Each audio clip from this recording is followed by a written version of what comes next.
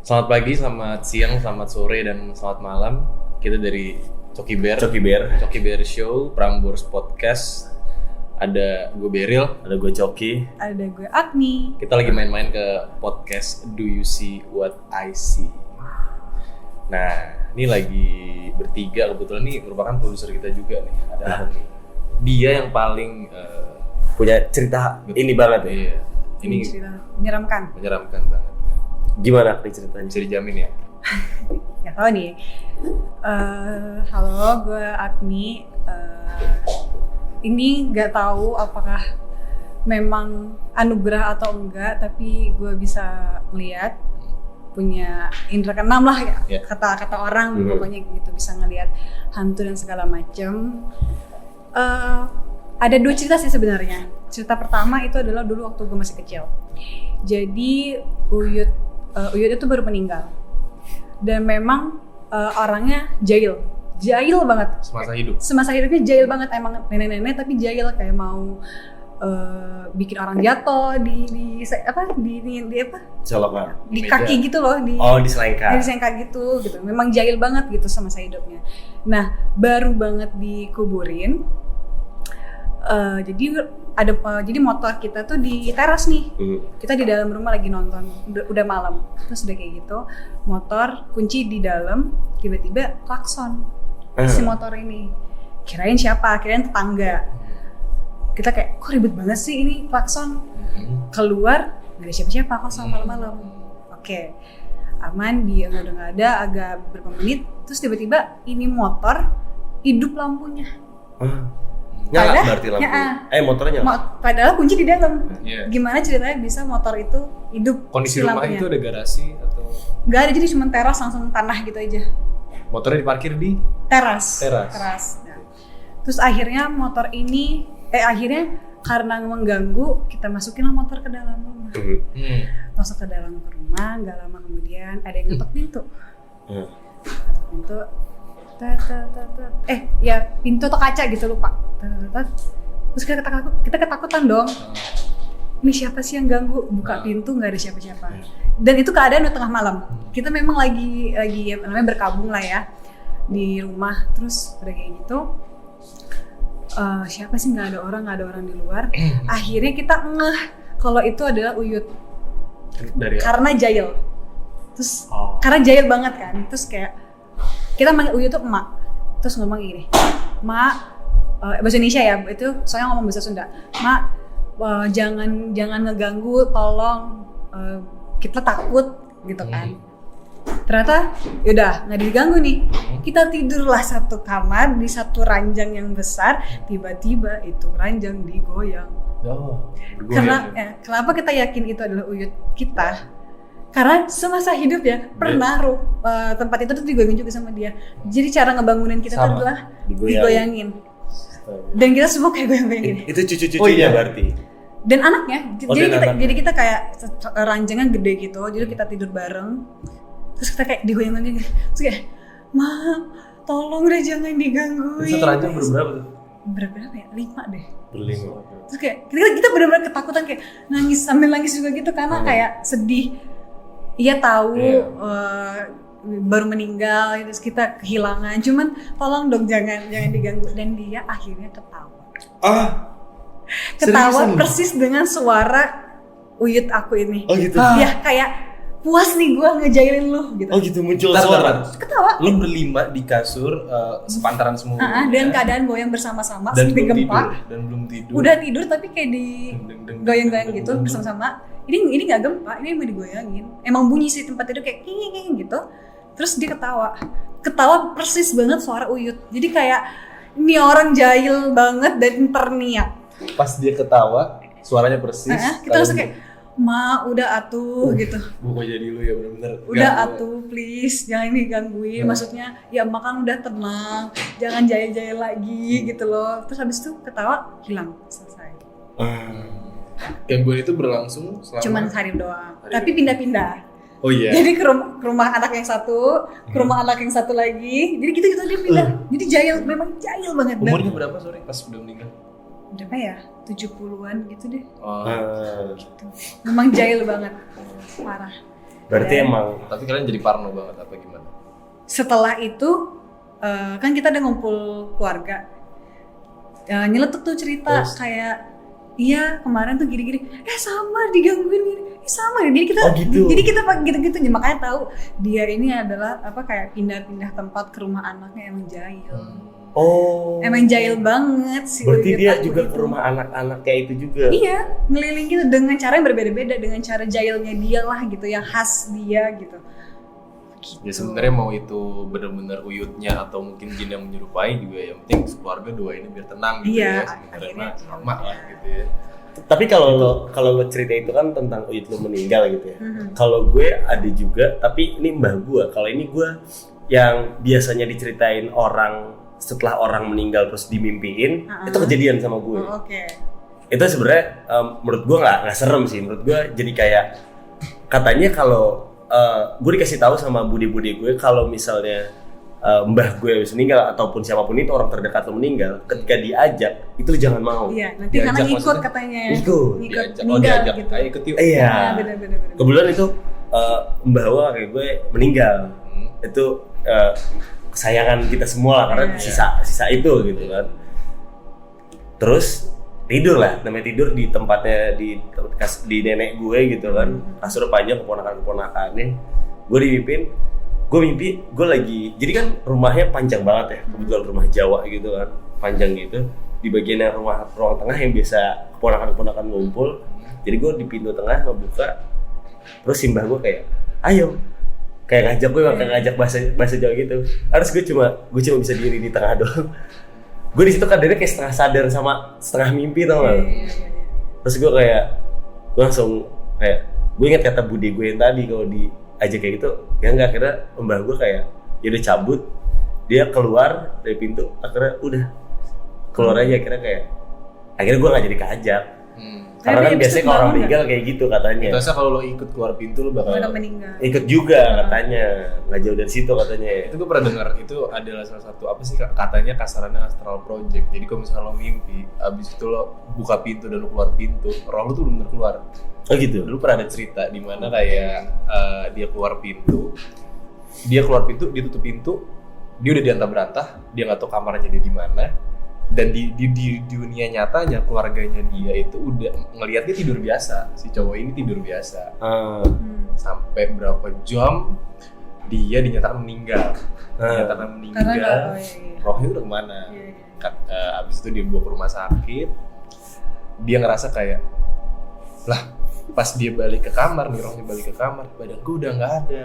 Dia nyari ke rumah sakit ngikutin, dia masuk ke tubuh itu, dia balik lagi. Itu namanya ada namanya astral. Gue nggak tahu astral project apa, pokoknya ada sebutannya.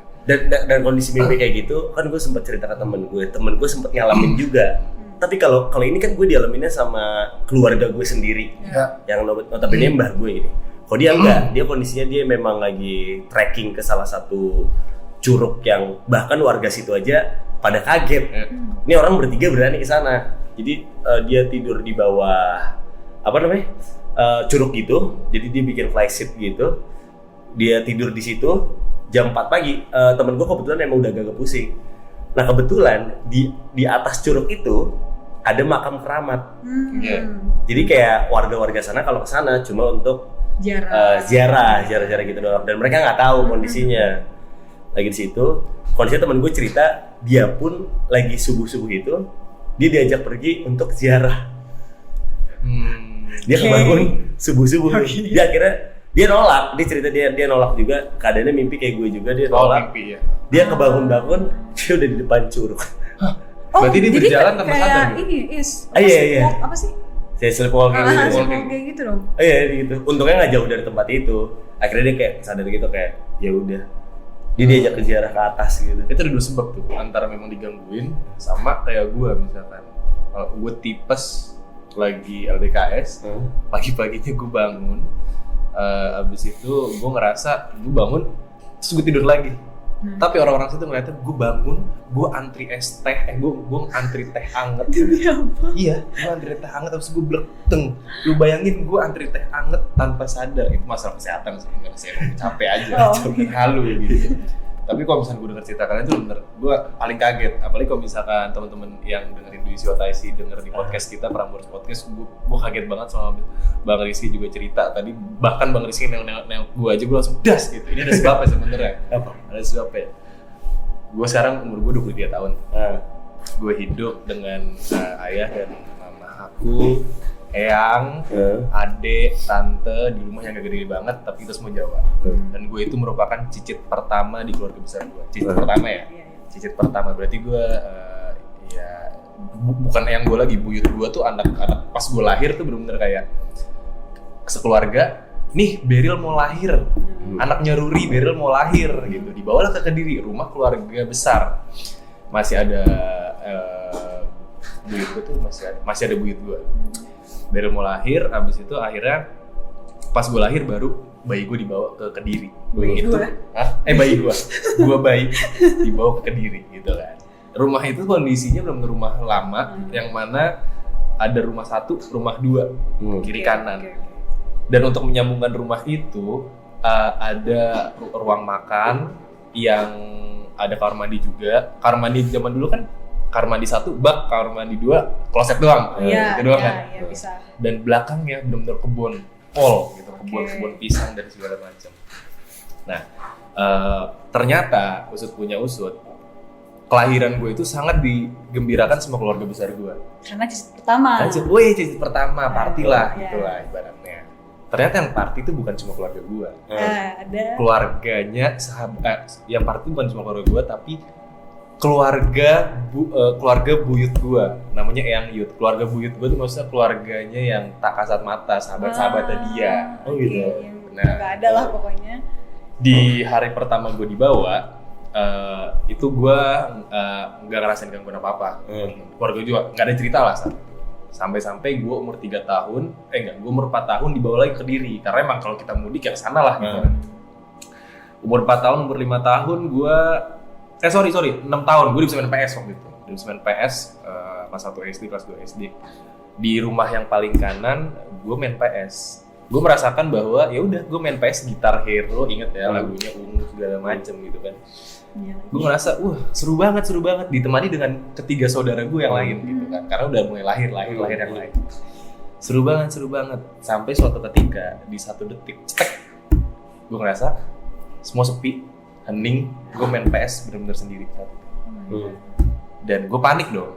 Gue panik, entah kenapa rasa parno gue ini udah timbul saat itu. Udah mulai panic attack segala macam. Gue lari ke sana, gue lari ke kiri.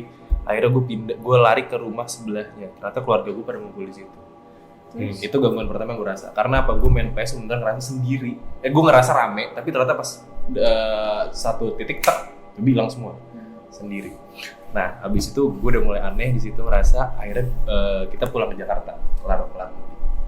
Sampai suatu ketika 2 tahun kemudian, gue 8 tahun, temennya nyokap gue datang ke rumah, kayak ketemu, Rur apa kabar segala macam. Iya, ini Beril yang waktu itu lo temuin gitu. Dia udah pernah ketemu gue sebelumnya, tapi gue pas masih kecil.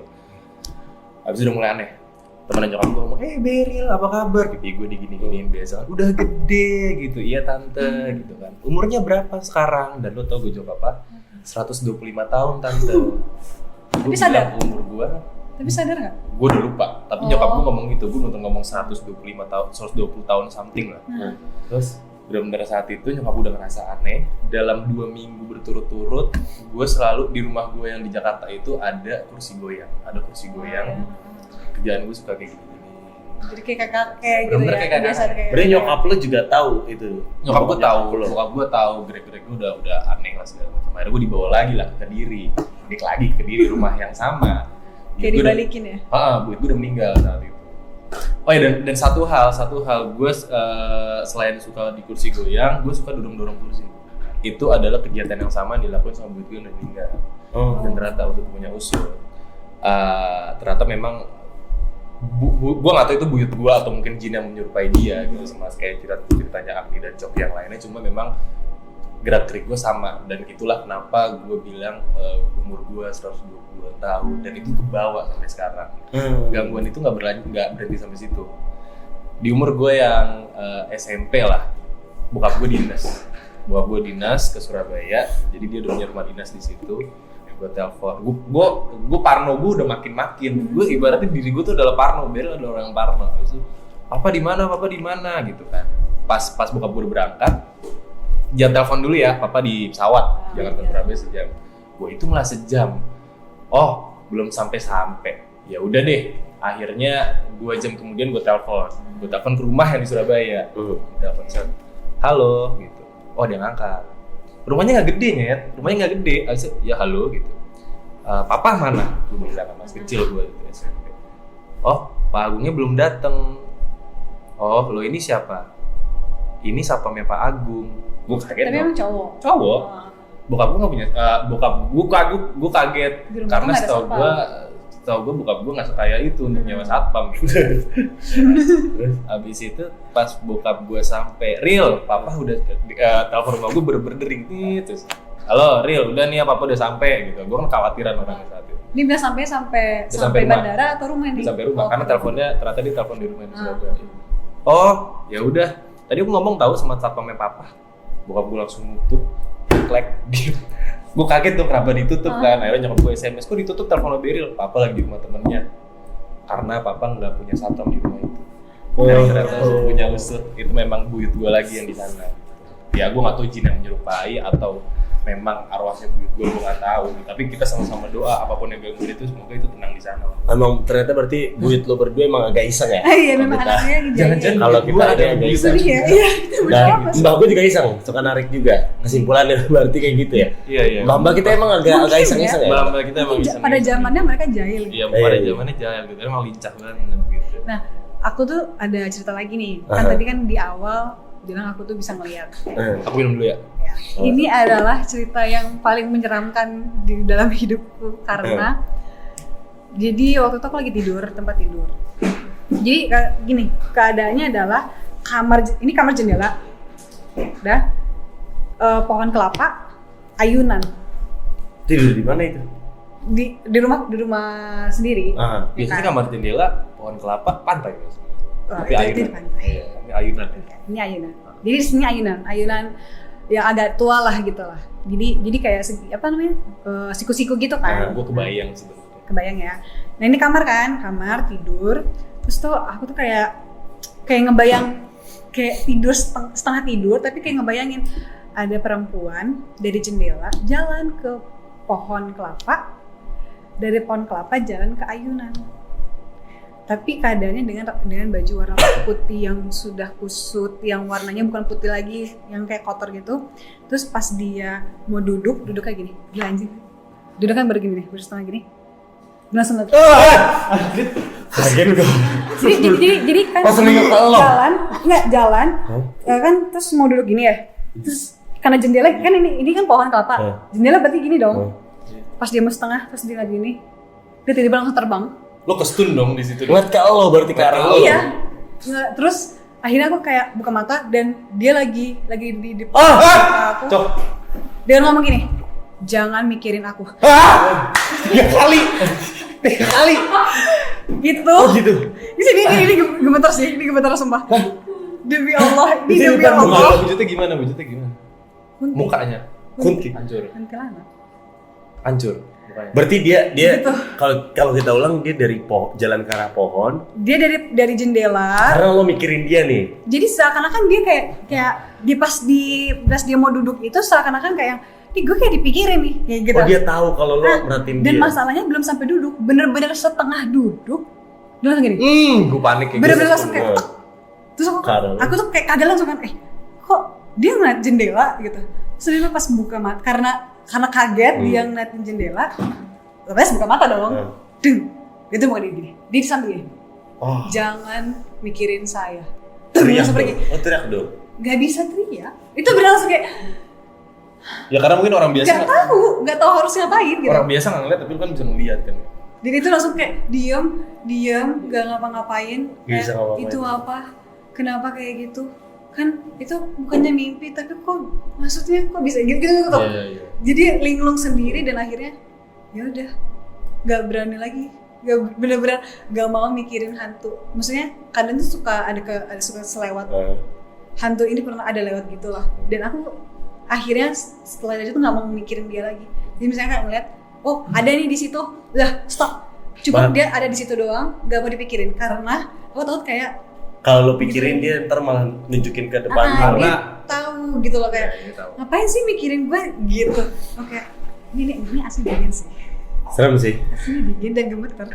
Gue kalau ditunjukin depan muka gue nggak tahu sih. Iya sih bener sih, bakal diem stun. sih. Lu bakal Iya, stun. Diem sih kayak dia kali. nggak bisa teriak, nggak bisa ngapain, dan itu memang benar-benar kayak, dan itu keadaan telentang gitu lah, kayak Di sini telentang sih. Salah, betul. Selak. mau ketawa nggak deh? Jangan dong, podcast orang ini. Nah, gitu. Terakhir itu kapan? Itu SMA. Oh, Dan deket nggak, ya? maksudnya kan banyak Kan? apa namanya cerita-cerita pengalaman yang seram. Ternyata selama hidup 23 tahun yang paling seram adalah itu. Oh gitu. Karena bener-bener Ditongolin. di muka, bener-bener di atas muka dan keadaan maaf muka yang gitu. Aku nggak bisa bilang karena ada Itu kondisi di Jakarta. di Medan. Oh, di Medan. Oh, situ. di Medan.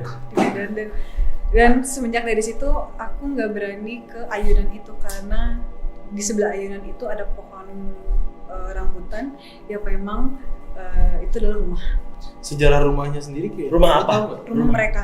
Oh gitu, di pohon rambutan itu. Iya. Jadi kenapa mereka main di dan ayunan itu emang kadang sering satpam suka lewat tuh. Kayak ayunan itu memang jalan padahal itu ayunan besi. Jadi kan kalau kena angin kan hal yang nggak mungkin gerak dong. Ya, gerak Dan juga itu pasti. dia gerak. Berarti lo tahu kok di pohon rambutan itu rumahnya? Tahu. Iya karena iya. Banyak. Kan ada aja gitu. Tapi sejarah rumah itu sendiri lo tahu gak? Nggak ada, rumah biasa nggak ada yang. Itu rumah yang dibangun. Maksudnya rumah yang dibangun. lo bangun atau? Rumah yang dibangun. Tapi memang nggak ada kenapa-napa, nggak ada. Memang dia memang bersih di situ. Dan kenapa harus dia datang dengan ngomong jangan mikirin aku. Itu tuh masih terngiang di kepala. Pohonnya pun udah lama di situ. Udah dari memang dari bangun rumah itu memang udah ada pohon kelapa itu dan pohon rambutan itu. Astaga. Dan pohon rambutan itu kayak ya udah. Dan memang nggak pernah bisa ditebang. Suaranya gimana nih? Bisa dicontohin? Gimana ya? Ingat. Ingat orangnya serem lah. Aku nggak bisa lagi cerita. Ya. Susah lah. Pokoknya kayak Nggak bisa gitu. Jangan mikirin aku. Pokoknya gitu. Tapi tegas, tegas kayak jangan mikirin aku. Oh, Dan dia langsung pergi, gak tau kemana. Habis itu aku langsung kayak makanya dia langsung gak mau udah cukup sama yang namanya yang kayak begitu gitu. Tapi kalau misalnya lo bilang udah cukup, pasti suatu saat lo bakal ngerasain lagi karena lo punya resonans. Maksudnya tuh gak akan mikirin gitu lagi gitu loh. Karena kan selama namanya masih SMA dan gak ada yang kalau orang punya kelebihan itu dia biasanya ada yang nuntun. Misalnya kayak gitu ada guru gitu. Nah sedangkan aku nggak punya guru yang bisa dituntun. Jadi aku otodidak lah intinya. Makanya kayak dan aku tuh bisa lepas raga dan bisa jalan ke masa lalu. Oh. Ya. Dan itu udah 2 kali coba dan terakhir kayak udah nggak mau lagi karena itu sakit dan aku merasa bahwa kayaknya kalau sakaratul maut itu tuh kayak begini ya sakitnya karena sesakit itu satu badan. Back to the future. Tapi nggak bisa ke depan, bisa ke belakang. Time traveler ya. Iya kayak gitu. Gitu ya. Dingin banget guys. Sobat DJC What I See. Cerita Agni sih yang lumayan deh. Banget. Lo ditolong-tongolin gitu, apalagi untuk orang yang punya indra keenam ya. Boleh kasih tahu nggak? Apa? Paling terakhir. Apa? Waktu ini kita kasih tahu aja ya. Waktu Juicy Lucy. Jadi kondisi kita lagi syuting waktu itu. Jadi Coki Bear lagi syuting sama Juicy Lucy. Jadi waktu syuting Juicy Lucy, ruang server, Ya. anak kecil masuk gini. Dan aku langsung kayak, lu ngapain? Kenapa lu harus gitu? Jadi memang gitu. di kantor kita itu ada studio untuk syuting podcast dan untuk masuk ke ruang siaran kita melewatin ruang server ya, yang mana kaca semua. Iya. Kayak ada alat-alat mesin kayak gitu-gitu. Kayak yang tadi sebelumnya di podcast Coki Bear yang kita ceritain kalau ada penunggu itu anak kecil, nenek-nenek sama Mbak Bunti itu ya. Berarti si Agni dikagetin sama anak kecil. Iya. Kebetulan lo bisa ngeliat juga gitu. nggak tahu kenapa kayaknya dia itu ngeh karena aku udah tatap-tatapan sama yang lain. Iya. Jadi kayak eye contact itu Oh, ini yang orang lain. bisa nih gitu. Nah, kayak wah bisa lihat nih yang gitu. Iya. Jadi dia kayak mau bercandain dan tiba-tiba dia langsung kayak anak kecil di server gitu langsung. Nah, gitu. Kaget cuma kayak ngapain lu kenapa? Oh gitu. Jadi nggak takut, cuman Udah biasa apa lah. sih? Ada apa nih? Udah Lu biasa. mau ngapain? Lu nakut-nakutin? Enggak, gue nggak takut. Udah. Cuman bukan mau nantangin ya. Ya pasti ada serem-seremnya juga. Cuman ya. Karena kalau kata Gitu orang, lah, guys. kata orang kan memang bisa mereka gitu hantu-hantu itu ngeliat ada satu orang kayak bisa ngeliat gue deh. Ah, gue pengen Iya, nyampein pesan lah. iya mau nyampein. Mereka mau selalu punya nyampein pesan lah, gitu. Iya, begitu. Anjir serem juga. Begitulah Pada tengah malam ya. teman-teman. Did you see what I see ya? Cip, Aku nih sih ceritanya paling karena dia juga bisa ngeliat juga kan. cop. Langsung Kalau- dari sumbernya gitu. Iya kalau gue mungkin kayak biasa aja gitu. Kalau Beril nggak gitu ya. Nggak gitu. Kenapa? Kenapa? Terima kasih ya. Betul. Jangan lupa dengerin podcast kita juga di Prambors Podcast Coki Bear Show, bisa langsung ada di Spotify dan musik platform lainnya. Dan juga ya sorry ini ada Betul. apa nih disuruh link ada link apa nih? Ini mungkin Ada ada link. link kali ya. Bisa diklik nih. Instagramnya juga ada @Prambors Podcast atau @official Coki Bear Ya. buat more info. Ada gue Beril. Ada gue Coki. Ada gue Agni. Sampai jumpa di episode Do You See What I See selanjutnya. Bye-bye. Dadah.